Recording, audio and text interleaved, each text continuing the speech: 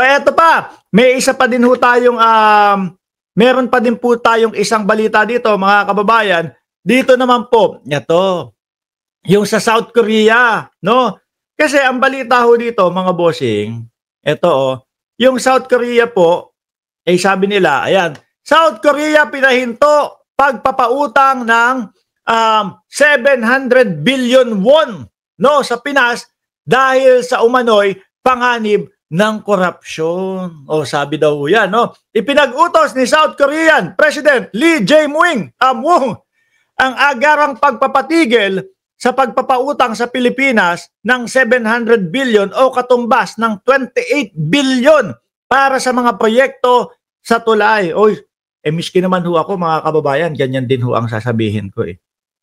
'Di ba Sir Archie Beroya, Purple Butterfly? Ganyan naman din ho ang sasabihin ko eh. Ito po yung sinasabi nila mga bossing. Ito po yung sinasabi nila Atty. Claire Castro at nung ibang mga nakapaligid kay Pangulong Bongbong Marcos. Si Bongbong Marcos, yung korupsyon na yan, susupilin niya talaga yan. Di bali ng masagasaan yung kanyang di bali ng masagasaan yung kanyang administrasyon. No? Kagaya ho nito. Yan yung mga sagasa na naiintindihan natin. Kapag ka nalaman ng buong mundo na talagang madaming mga pangyayari, kagaya niyang mga flood control na yan. Di ba talagang mapapaisip at which is tayong mga Pilipino, alam naman ho talaga natin na ang ating gobyerno ay sobrang nababalot ng mga politiko na magnanakaw. Yan po ang katotohanan talaga eh. Wala tayong magagawa. Siguro sabi ni Pangulong Bongbong Marcos, wala tayong magagawa. Di ba? Wala tayong magagawa. Ganyan talaga. Pero ang importante, haharapin natin to at susugpuin yung korupsyon sa ating bayan. Ipinag-utos ni South Korean President Lee Jae-myung ang agarang pagpapatigil daw nung pagpapautang sa Pilipinas ng 700 billion won o katumbas won ng 28 billion. Sa isang Facebook post ni President Lee noong Martes, Setyembre 9, sinabi niya ang dahilan sa likod ng ibinaba niyang utos.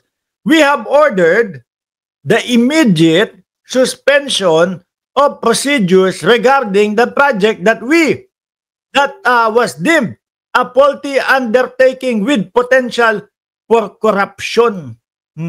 Siyempre, mga bossing, nakikita nila lahat. Yung mga flood control, yung mga ghost project, hindi naman ibig sabihin, Bongbong Marcos, corrupt ka. Hihinto ko to, hindi naman po.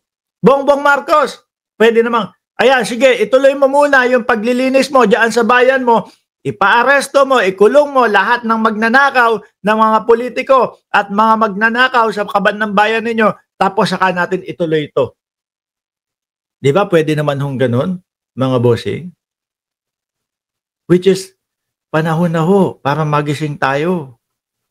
Di ba? Panahon na ho para magising tayo, mga kababayan. Ito po ang Pangulo natin, nangunguna.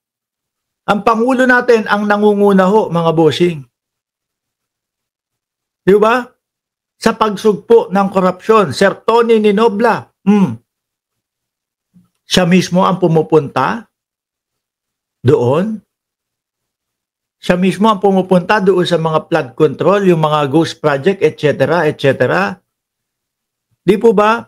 Ngayon, mga kababayan, di yan ang post, di ba? What is most fortunate is that the project had not yet commenced and those no funds, including those from the Economic Development and Cooperation Fund had been expanded daw ho, mga bossing, hindi pa natutuloy. Kaya okay daw yun. Ngayon mga bossing, gaano ho kaya totoo to?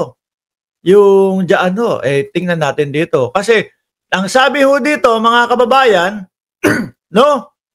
sabi ho dito, ng Finance Department, itinangging may 28 billion existing loan ang Pilipinas na pinakansela umano ni South Korean President Lee Jae-myung. Itinanggi ng DOF, Department of Finance, na mayroong existing loan ang Pilipinas. Pahayag ito ng Finance Department. Matapos lumabas, bakit sinabi niya yun? No?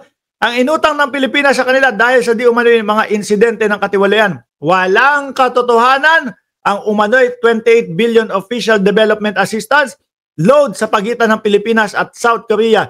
Sinigurado o siniguro ng Department of Finance na sa mga bilateral partners ng tatapatan nito ang kanilang tiwala at kumpiyansa kasabay ng pananagutan. As regard the supposed 28 billion official development assistance load between South Korea and the Philippines, the Department of Finance categorically clarifies that no such loan exists daw ho. Mga bossing. Bakit kaya sinabi yun nung presidente ng South Korea? Walang katotohanan, no? Ang umano'y 28 billion official. Malaki yata ang bigay ni Diskaya, sabi ni J. Marcoleta.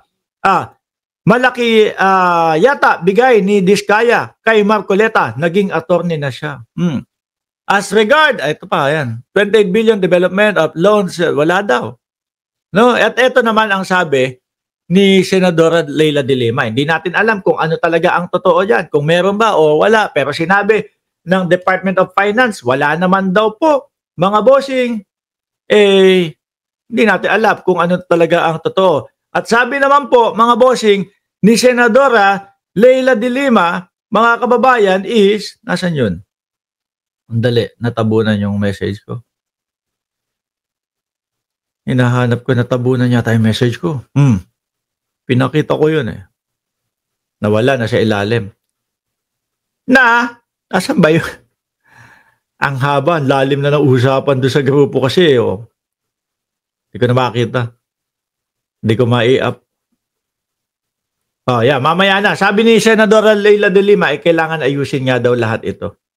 Diba? Ang linaw ng post ng presidente ng Korea na korupsyon sa kanila ang problema. Sabi ni Precious ko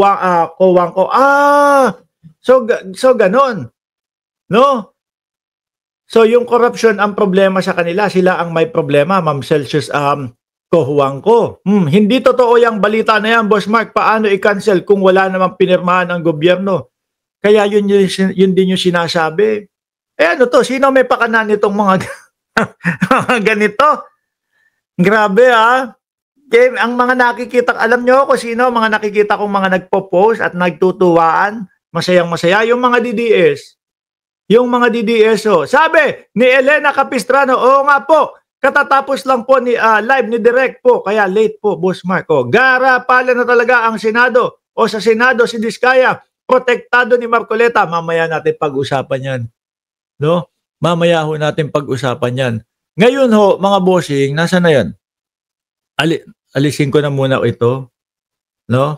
Yan sabi, yung iba, corruption daw, doon sa bayan nila ang dahilan kung bakit hindi totoo yung sinasabing ganon. Ngayon aalisin ko ito mga boss. Pumunta tayo, naku po, abangan nyo yung mga DDS. Abangan nyo, no? Abangan nyo yung mga DDS, mga kababayan. Bakit? May pasimple silang paghimok, no? O yung kumbaga parang inaano nila, china-challenge nila yung mga kapwa nila ka-DDS. Di ba? Paano mo nasabing si BBM ang number 1 sa pagsumpo ng, nagagalit si Kayden? May pagmura pa. Kayden, channel, no? Nagmumura ka pa dyan.